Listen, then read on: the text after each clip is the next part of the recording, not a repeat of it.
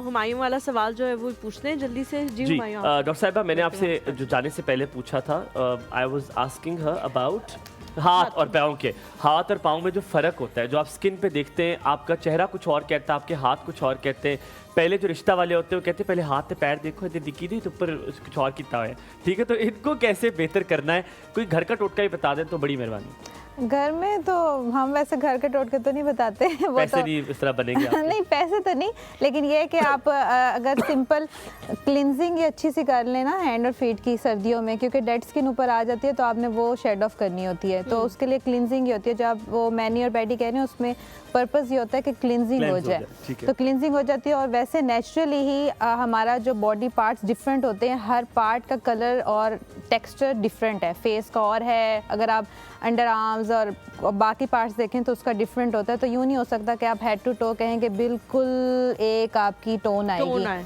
अगर आप बहुत बड़े एक्ट्रेस भी देख लें, अक्सर उनकी काफ़ी ज़्यादा पिक्चर्स और रील्स वायरल हुई होती हैं कि अच्छा इनकी अंडर आर्म्स का कलर और है, तो ऑब्वियसली अगर आपकी स्किन वहाँ पे लैप कर रही है, ओवरलैप होती है। मैं आपसे पूछने लगा था अंडर आर्म्स का भी। हाँ, अच्छा ठीक है, नहीं हो सकता तो ऑब्वियसली नहीं हो सकता ना, वहाँ पे स्किन आपकी ओवरलैप कर रही है, कहीं पे स्किन आपकी टाइट है। अब जैसे कुछ पेशेंट्स हमारे पास आते हैं, उनकी ना एजिंग आई होती है हैंड्स पे ना, तो उनको फिर हम फिलर्स की तरफ लेके जाते हैं ताकि रिंकलिंग थोड़ी कम हो जाए। हम माइक्रो नीडलिंग कर लेते हैं, बूस्टर्स लगा लेते हैं। पसंद है मतलब एक हद तक, लेकिन मुझे बहुत अच्छी लगती है जिनके वो आए हुए होते हैं। अच्छा डॉक्टर साहबा, बहुत सारे लोग जो हैं वो आजकल एक ट्यूब आई है जो येलो या ग्रीन कलर की, अंदर उसके जो सॉल्यूशन है वो है, और वो कह रहे हैं कि जी ग्लूटाथायोन की वो ट्यूब है। हाँ। और उसको आप अपनी स्किन पे अप्लाई करते हैं, जहाँ जहाँ आपको फील होता है रिंकल्स, और आप उसका थोड़ा सा मसाज करते हैं, और कुछ ऐसे जी लिक्विड है, और कुछ ऐसे के बाद जो है वो आपको इंजेक्टेबल्स की ज़रूरत नहीं पड़ती, और वो क्रीम जो है वो उसका काम करती है। क्या अब आगे ज़ाहिर है लोग उसकी तरफ जाना शुरू हो जाएंगे, क्या वो इस्तेमाल करना सेफ़ है? वो इस तरह की कंपनीज बना रही हैं जो उस चीज़ को प्रूफ भी कर सकती हैं कि हाँ इसके अंदर ग्लूटाथायोन है।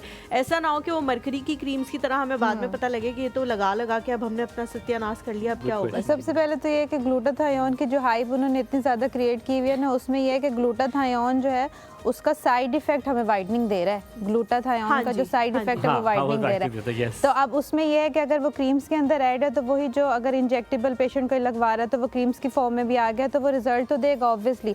लेकिन किसी चीज़ को अगर आप प्रोलॉन्ग यूज़ करते रहेंगे तो एक दफ़ा आपकी जो स्किन होती है, अगर आप मेडिसिन भी एंटीबायोटिक रेजिस्टेंट आपने सुना होगा ना, जी बिल्कुल, तो उसमें ये होता है कि जब आप वो यूज़ करते रहें तो वो रेजिस्टेंट हो जाती है, तो फिर वो असर नहीं करेगी। डॉक्टर साहिबा, ये असर नहीं करेगी तो यानी कि फिर वो ना यूज़ करें, उसको कम क्वांटिटी में यूज़ करें। अब एक पेशेंट है वो कहेगा ऑल्टरनेट डेज पे कर लें, कुछ देर दरमियान में आप स्विच कर लें। मैं पेशेंट्स को हमेशा, अगर ओरल भी ले रहे हैं ना, अगर आप इंजेक्शंस आप फॉर एग्जांपल देखें तो इंजेक्शन का एक कोर्स होता है, हमने 5 to 10 इंजेक्शंस पेशेंट को लगाने होते हैं। हम ये नहीं कहते कि आप अब पूरी ज़िंदगी आ जाएं और हर 7 डेज़ के बाद आपको एक इंजेक्शन लग जाएगा, और उसका साइड इफ़ेक्ट्स भी हैं इंजेक्शंस के। आप LFT हम करवाते हैं बाद में पेशेंट्स की, सारी हमने रिपोर्ट देखनी होती है, तो 10 इंजेक्शंस लगवाने के बाद हम कहते हैं बस अब आप इसको स्विच करें, अब 1 साल के लिए आपने नहीं लगवाना। और इसी तरह टेबलेट फॉर्म में भी यही है।